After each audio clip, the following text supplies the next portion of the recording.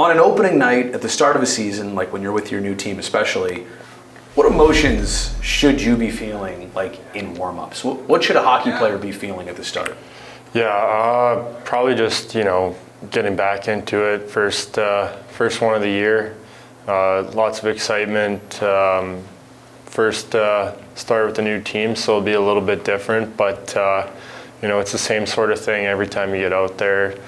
That new season feeling, fresh slate, so kind of a chance to reset and set yourself up for a good year. I've asked the skaters in a shootout, like, when do they know the move that they're going to try or do? As a goalie, when do you kind of have an idea of making the first move or not? When do you have an idea when each player approaches you in the shootout? Yeah, I'm kind of the guy that has to react to what they do. So my plan is just wait as long as I can, wait till they make a move, and then I just kind of go off of that. So if I make a move first, they're going to beat me almost every time. So it's just kind of a cat and mouse, kind of a waiting game for me. Some of the guys said they don't even know what they're going to do until they get inside the blue line. Do you believe that? 100%. you can see that? Yeah. Improvisation, obviously. Yeah. What's something you might already know about Conor McDavid? I don't know much other than just what you've seen on the news and TV. Obviously, he's pretty highly touted, so I think it's exciting for a lot of people to watch a new guy that has so much hype around him come up. But I know just as much as probably you guys, just what I've heard. I know you won't let him score on you, but is he good for the game, good for hockey? Is that type of situation, not so much him individually, but is that situation good for the league to have hype? Yeah, for sure. Anytime you get like someone like McDavid or someone with a lot of buzz around them, it builds a lot of excitement and helps to bring buzz to the game. All right, so you've played all your NHL hockey on the East Coast. Now you're on a West Coast team that's about to go east for like 5 games and 2 weeks here at the start of this season on the schedule. What's a good pro travel tip you would advise people on? How do you survive these really long road trips in the NHL? It's just take it day to day. It's the same thing whether you're here or there, except for you're not at home. So, just go out for a good bite to eat, try and get your rest, because I know the time change can affect your sleep. But just try and stick to the routines and maybe go out and check out some new cities and stuff like that. But make sure you're keeping your routines going.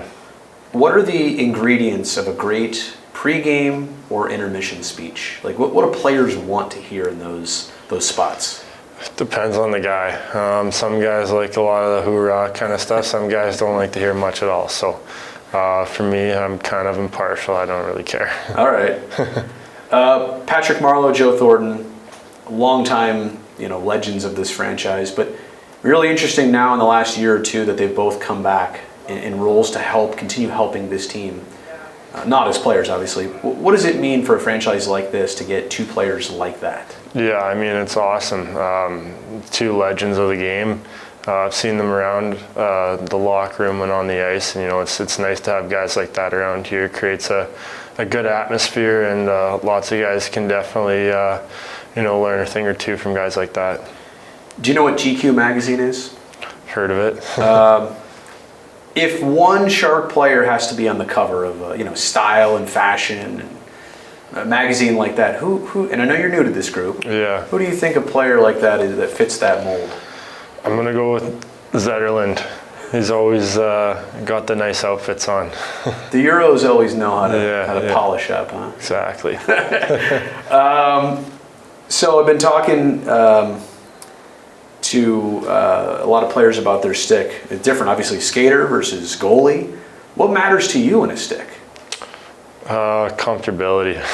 I've used the same one for a long time now, and I'm used to the curve. I'm used to the way it sits on the ice. So I think it's tough to change now. You're saying with the way it sits, like the lie? Yeah, how flat it is on the ice. So it's the one that I use sits pretty flat on the ice, so that I can keep the stick down and keep the 5-hole covered. What's the favorite hockey accomplishment of your career so far? I would say probably just, my first game was probably the coolest accomplishment because, there's a lot of build up to that throughout the years. Finally getting a chance to play. I've been fortunate to play for a little while now, but the first game was probably the biggest accomplishment for me. What's the best Halloween costume you've ever put on? Oh, that's a tough one. I'm digging into the memory bank here. I don't think I have anything too creative, honestly. I might have to step it up this year. Not a Halloween guy. I might have to knock one out of the park this year. All right, we'll be watching. We'll be watching. Last but not least, and I know you're new to the group, but you know where the Sharks have been. What do you hope the Sharks can show or prove to people this season? I think, from what I've heard and from what I've seen, people are kind of counting them out and, saying that they're, a bottom team. But, hopefully, the group in here and, with everyone pulling the weight, we can kind of dig ourselves out of that and, play spoiler for a lot of people and, prove that, we're on the way up. So I think that's exciting. It's a cool place to play from.